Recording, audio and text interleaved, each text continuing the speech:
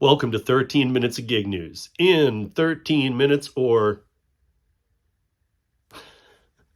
What's up, y'all? All right, let's see if we can get through the 4 stories I picked. There was a lot to pick from this week, but I think these are interesting. I think they are applicable to know, even if it's not, like the first one we'll start with is Washington State. Even if that's not your state, there's some things to be learned in here. All of the articles will be referenced in the show notes. So please take your time. They're not long articles. You can get through them. And then there's a ton of links in them or other articles on Uber Lyft drivers that you can find that reference these as well. So first one, Instacart wants to use you to deny your app-based worker rights. This is Seattle. So recently in the app, we've seen this in other apps, right? Where in states where legislation is going on, the app sends you a thing saying, hey, contact your congressman, or even just click this to say that you want the flexibility to work when you want. You know me, I am not pro-union. You know me, I am about the flexibility. Without it, I couldn't do this work. Because if the flexibility goes, then I can't do all the other things I do.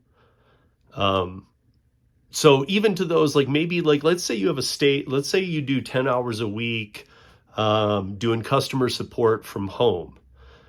You are an independent contractor or you're a W-2 for that, right? And those are the choices.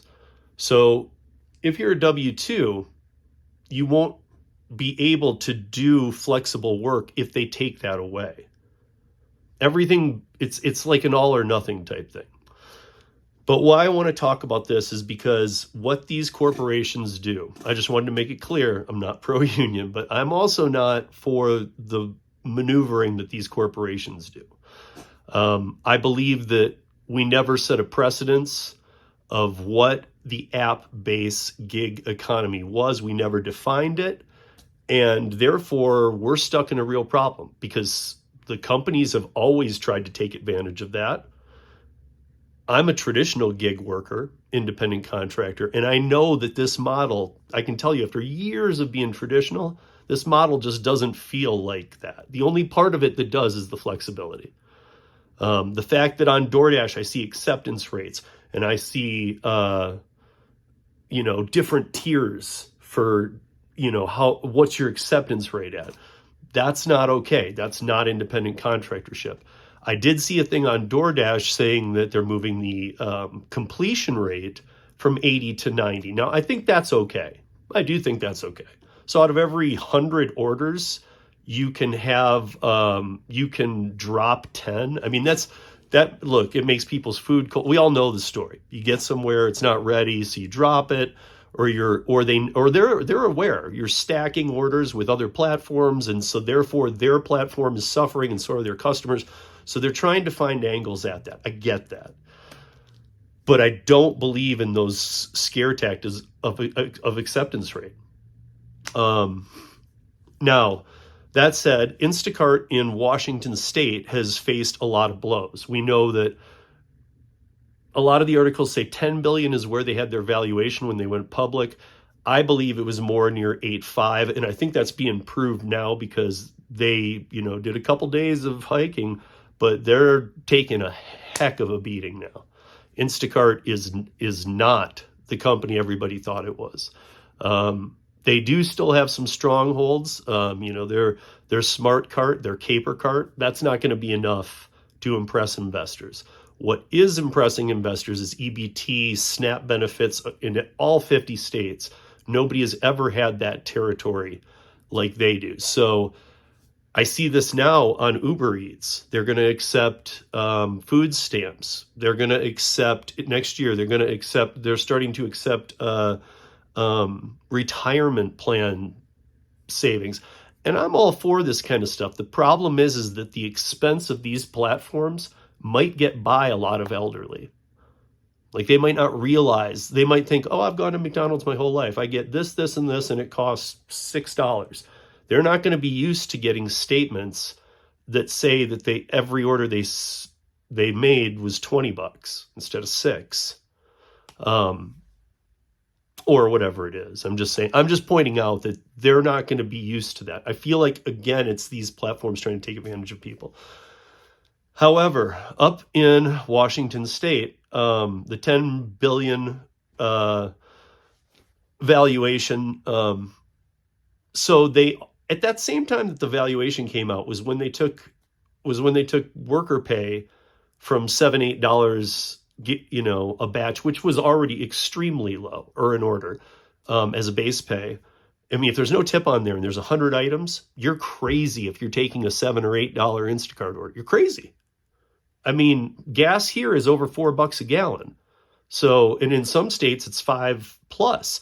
So, I mean, if you're taking a $7 order to go shop for 7 items for somebody, your time, gas, expenses, I know a lot of us don't figure all that in, but really, you're breaking even on every order unless there's a nice tip on there.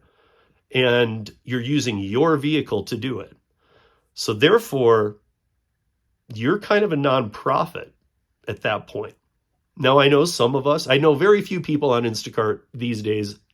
I talk to people in all markets. I know very few people who are doing very well on Instacart. Some people say they use it as, just another gig that they can fill in here and there, or, we've got some friends in the community who stack things, but really, like, I have some Instacart shopper friends who just do Instacart. That's almost become an impossible thing these days in all markets, because they took that $7-8 week pay and cut it in half. They made it $4 at the same time they went public. Now they're spreading misinformation through the app to coming after the pay up legislation in Seattle. And guys, legislation is coming everywhere. You guys aren't hearing about it. And we're about to do our second piece with Kim Cavan, Karen Anderson, and Mike Harubi, which will address the gig app-based economy. We always talk a lot of gig and mix in a little bit, but this is going to be gig app-based economy and what's going on in different states, because there's several starting to move. But they're basically, okay, so they want you to click into this or write your congressman that you're cool with the way things are on Instacart. But yet Seattle has imposed now the sick days, the paid time, all this. And Seattle's really going to the wall with this one. Because look, if you're not familiar, Washington State is a model where it is very much push left hard. And so they're really kind of trying to show the rest of the country what they can do. In fact, in this article that was just written a day ago, they're talking about how now New York City has joined in this with their food delivery thing. I think we all know New York City has 3 times now, this is the 3rd time, committed to some kind of deal. Now, this one they wanted to appeal, and the judge said no. But what is Uber and DoorDash notorious for when the judge says no? Saying, screw it, we won't pay that. What are you going to do? Because even though they can't appeal that, they can sit there all day long and waste New York City's court money.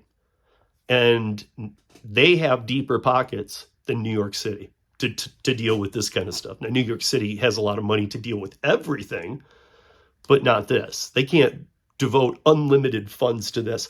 There are endless pockets of money that can take this on.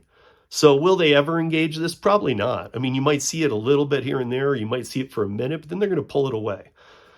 So I'm not the biggest proponent of that. And I guess we'll see how that goes. But watch your legislation in your state. There's like 11 states right now about to push legislation to go into effect January 1st. And that's what we want to get into in the next piece we're going to do. Also, this week, there have been allegations from Uber drivers. And here's the safety report. And I want to mention this because if you guys are reading about this, I don't want you to misinterpret it. The data that the safety report showed was that 6,000 sexual assaults happened in Uber 2017 and 2018. Okay? And then Uber tried to come back and say, but look, in 2019, 2020, and they're talking about mid 2019 and all of calendar year 2020, which was pandemic, 3,820, only 3,824 were committed. Well, we know for a fact that on mid-March 2020, rideshare went to like next to zero and the food apps went booming. So to use that stat is ridiculous because the year 2020 should just be a toss. So basically, probably 80% of these, of the 3,824, came from the 2/3 of the 2019 calendar year. Not cool, because that means it's up. But they're going to be doing it said 88, but now I'm reading it's like 92. They have a San Francisco judge that's going to be determining these cases as a whole. And the reason for this is because a lot of times these companies squeeze their way out with each individual case by paying them off, but also write them into an NDA so they can't talk about it. This is taking them on as a whole, and I guess we'll have to see how that plays out.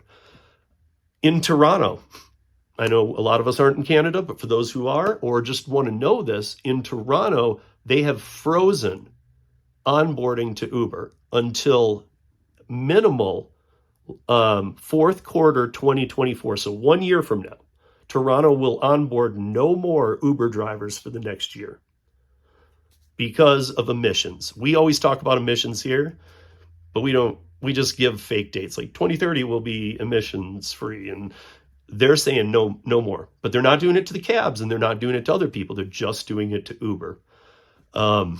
So that's something to keep an eye on too. It's a big deal. Other people are looking at it. And the last thing I want to say, and this is a very well done study, the airports where you'll save money parking a car instead of taking Uber, they're almost all listed in here.